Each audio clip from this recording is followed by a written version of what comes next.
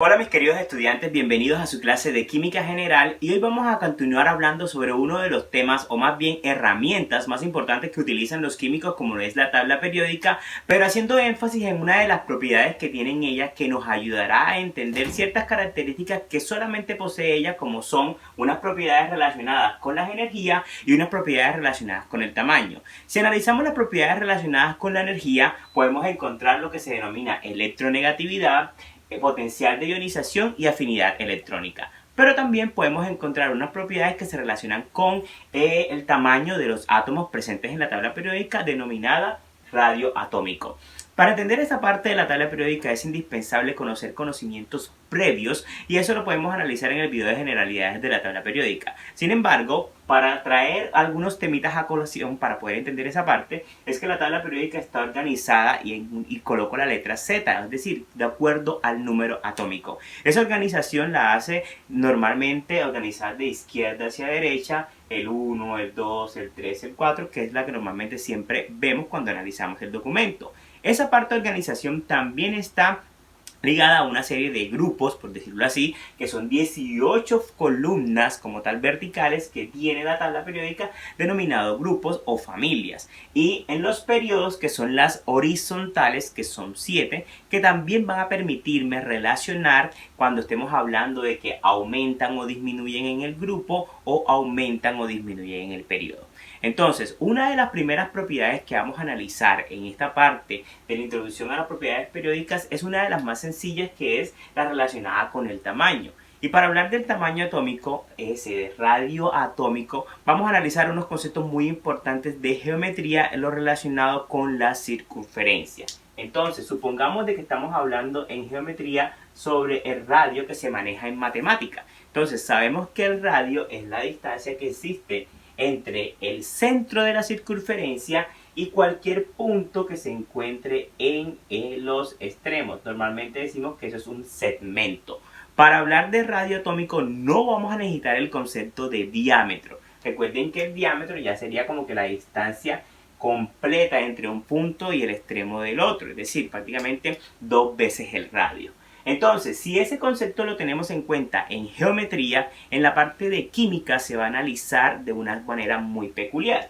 Es decir, sería el radio atómico la distancia como tal entre el núcleo del átomo y el último electrón que se encuentra normalmente en algo que se denomina la capa de valencia. Entonces, si analizamos ese concepto, que sería lo que podemos encontrar en internet, como que es la distancia que existe entre el núcleo y el último electrón de la capa de valencia como tal, podríamos decir, entonces ese tamaño atómico va a ser muchísimo más grande en los átomos que posean muchísimos electrones, pero no es así. Por eso se llama una propiedad, es una tendencia. Vamos a analizar cómo será la tendencia, aumenta o disminuye en cada uno de los grupos y periodos de acuerdo a ese concepto principal de radio atómico.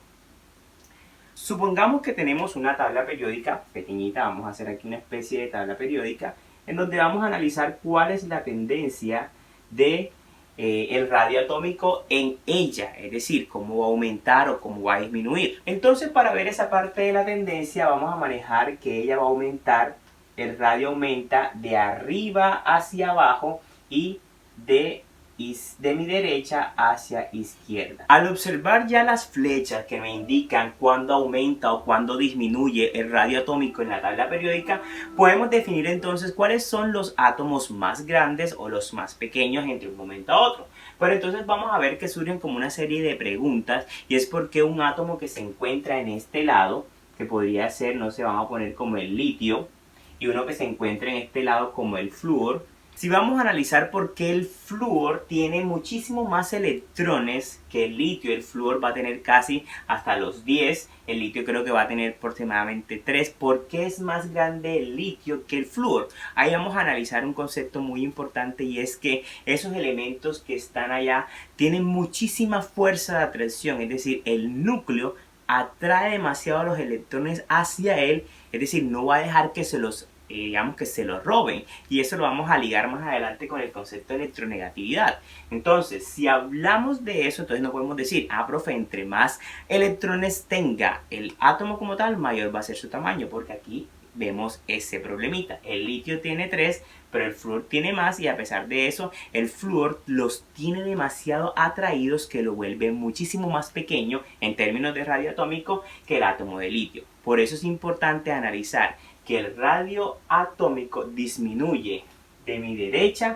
aumenta de mi derecha hacia izquierda y de arriba abajo. Es decir, en el periodo, si estamos hablando del periodo 1, 2, 3, 4, yo podría decir de que un átomo que se encuentra muchísimo más allá es más pequeño que un átomo que se encuentra de este lado, hablando del periodo. Y si hablamos del grupo, es decir, que si yo cojo este grupo, podríamos decir que este átomo que está aquí es muchísimo más pequeño que este átomo que está acá. Pero recuerden de que existen unos valores numéricos que están en la tabla periódica que ven aquí, que pueden encontrar en internet para facilitarle esa búsqueda. Pero los profesores tienden a hacer ese tipo de juego para usted poder identificar en el periodo y en el grupo todo lo relacionado con el tamaño atómico. Ahora, cuando hablamos de tamaño atómico, recuerden de que estamos jugando con electrones. Vamos a tomar el ejemplo de este átomo, que es el átomo de sodio. El átomo de sodio como tal, él posee 11 electrones. Pero si yo hablo de que el átomo de sodio se encuentra con un signo más acá arriba, ya yo no estoy hablando del átomo de sodio con 11 electrones. Ahí estoy hablando de que el átomo de sodio tiene ahora 10 electrones. ¿Por qué? Porque recuerden de que cuando uno observa que el átomo tiene un signo más, es decir, que ha perdido electrones. Si tuviera un signo menos, ha ganado electrones. Entonces, cuando vemos esa parte, ya no tenemos que hablar de radio atómico. Estamos hablando de un concepto nuevo llamado radio iónico. Entonces, al hablar de radio iónico, estamos hablando de que el tamaño se modifica de acuerdo a la naturaleza del átomo como tal. Ya no estoy hablando de un átomo en estado natural, sino un átomo que está alterado, ha perdido un electrón. Entonces, si vemos que este átomo perdió un electrón, podríamos decir de que si él estaba grande, y como ha perdido un electrón, y como estamos diciendo que es la distancia que existe entre el centro y el último electrón, en estos que son los cationes, el radio tiende a disminuir. Entonces, en los cationes, el radio iónico como tal es mucho más pequeño que el átomo en el estado natural. ¿Qué pasará en el caso contrario? Vemos que el cloro tiene 17 electrones en todo el átomo, pero cuando vemos que el cloro está cargado negativamente, él tiene 18 electrones ahora.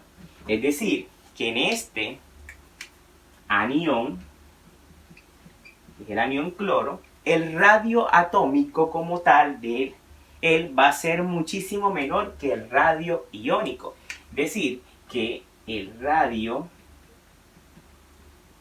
iónico será mucho mayor en los aniones cuando estamos comparando con el radio atómico natural.